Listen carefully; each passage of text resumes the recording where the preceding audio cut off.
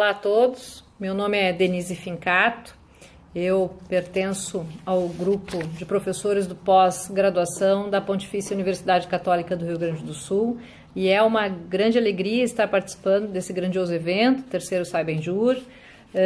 Quero deixar o registro do meu agradecimento pela acolhida da proposta de trabalho e da mesma forma uma saudação muito especial aos colegas do Iberojur, especialmente o professor Fábio Veiga, grande parceiro de pesquisas e de eventos aí no nosso eixo ibero-americano.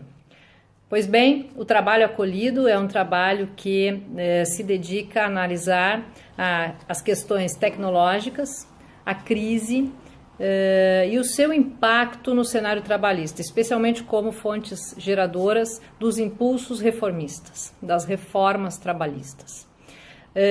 O trabalho parte de uma análise da questão crise em si, fenômeno multifacetado, e aborda-o a partir de diversas dimensões, destacando uma abordagem psicológica do termo crise, que não o traz como algo negativo, ao revés, o traz como uma oportunidade de autorreflexão, de verificação de deficiências, de êxitos e de análise acerca da necessidade ou não de adaptações do ser, seja ele um ser estatal, seja ele um ser individual, enfim, do ser com relação à estrutura e à necessidade de continuidade, a estrutura atual e a necessidade de sua continuidade, né? As adaptações daí necessárias.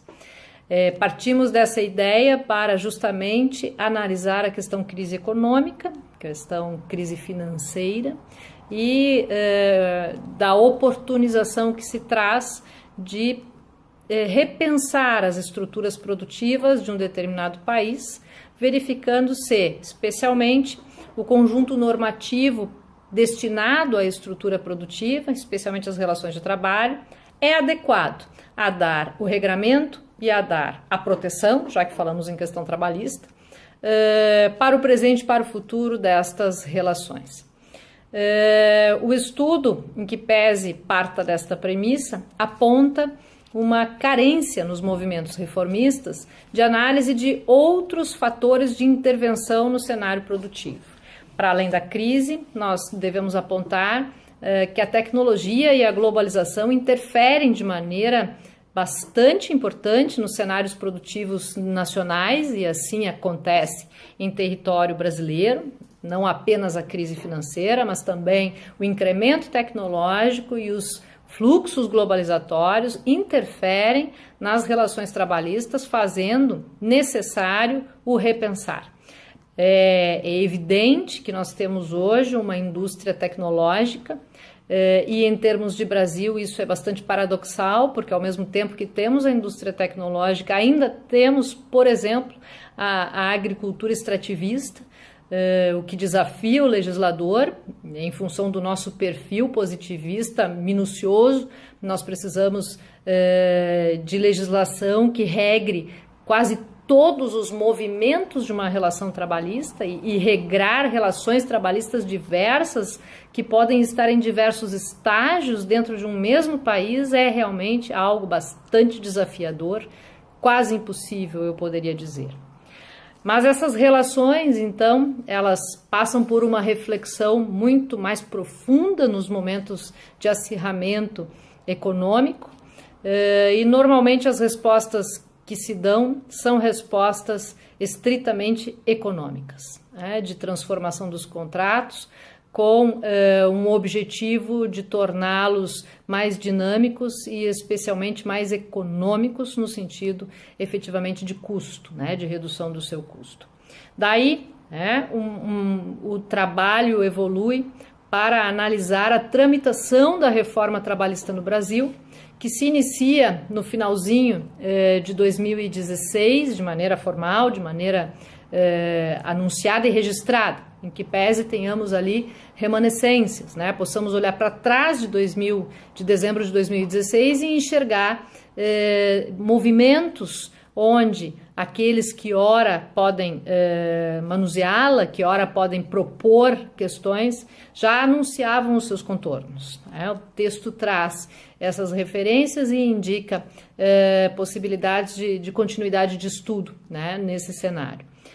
A reforma trabalhista, então, inicia no Brasil com o projeto de lei 6787 de 2016, que é de proposta do Poder Executivo, conforme aqui é possível, né? Que é encaminhado, então, ao Poder Legislativo e ali inicia uma outra tramitação. Uma comissão de legisladores nomeada, é encarregada de aprofundar o estudo, e esta reforma, que então nem reforma poderia se dizer ser, porque tinha uma dimensão muito menor, né? Digamos assim que em termos quali e quantitativos, especialmente quantitativos, nós trabalhávamos com algo em torno de 19 artigos. Com o trabalho dessa comissão de legisladores, isso salta para mais de 100 dispositivos com proposta de alteração. Então nós temos em torno de um terço, mais ou menos, da CLT com algum tipo de alteração, com algum tipo de reforma. O detalhe é que, em que pese tudo que se diga da tramitação, que foi muito ágil e etc., essa tramitação, de fato, ela passa por todas as etapas que formalmente deveria passar. Ela abre, e isso está devidamente registrado, porque processo público, né, nos anais e com acesso via portais de transparência, passa por diversos momentos e fases de debate público, com workshops, com audiências públicas, com amplo acesso desses legisladores que formam a comissão por quaisquer pessoas, autoridades, entidades, enfim, que a eles quisessem ter acesso, para trazer subsídios, reivindicações, informações, e isso se enxerga, ao final, em diversos pontos do resultado da reforma trabalhista, né? Nós temos ali evidente a atuação de determinados setores, ali concretizada em dispositivos que foram construídos e que entraram em vigor em novembro de 2017, quase um ano depois, então, do início de toda essa caminhada reformista. Temos hoje ainda esta reforma instável, embora ela tenha entrado em vigor em novembro do ano passado.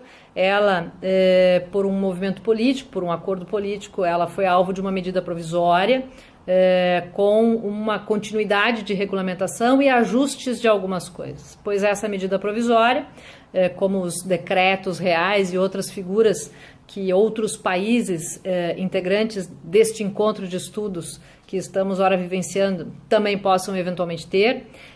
As medidas provisórias, elas têm esse caráter precário e elas dependem de uma tramitação no Poder Legislativo com aprovação completa ou não, mas enfim, com a apreciação do Poder Legislativo para a sua transformação em legislação.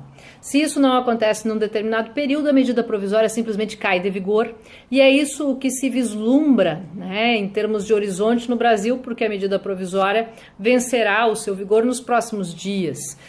Estamos a 5, 6 de abril e em 23 de abril esta medida provisória perderá completamente o seu vigor e não houve qualquer movimento até agora em território nacional para início desta tramitação no Poder Legislativo. Isso ocasionará um transtorno bárbaro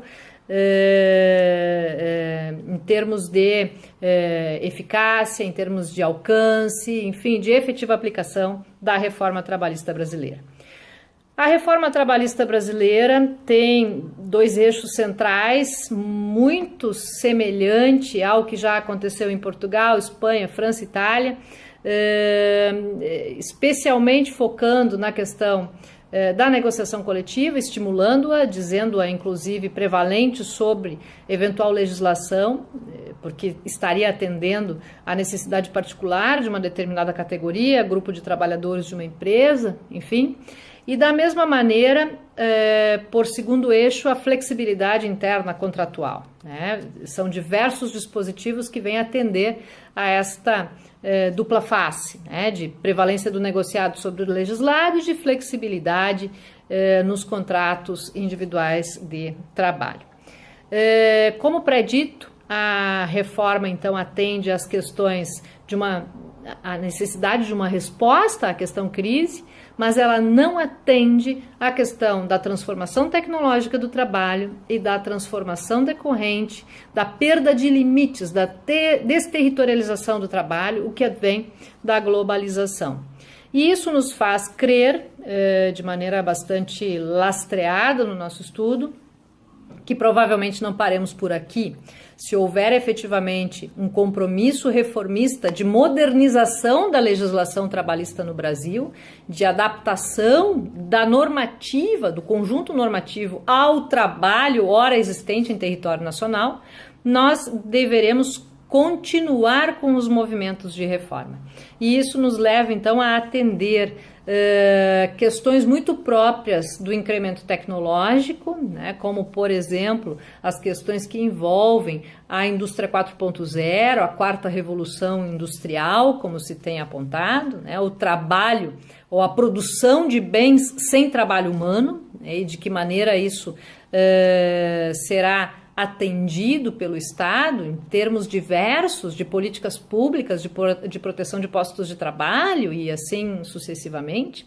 E da mesma maneira, nos parece que há uma certa omissão ou um desconhecimento do legislador com relação aos impactos da globalização e das movimentações diversas, né, de seres humanos no território mundial. Então, as questões do trabalho transnacional, imigrações, movimentos de refugiados, isso não encontrou lugar na CLT, nesse movimento de reforma.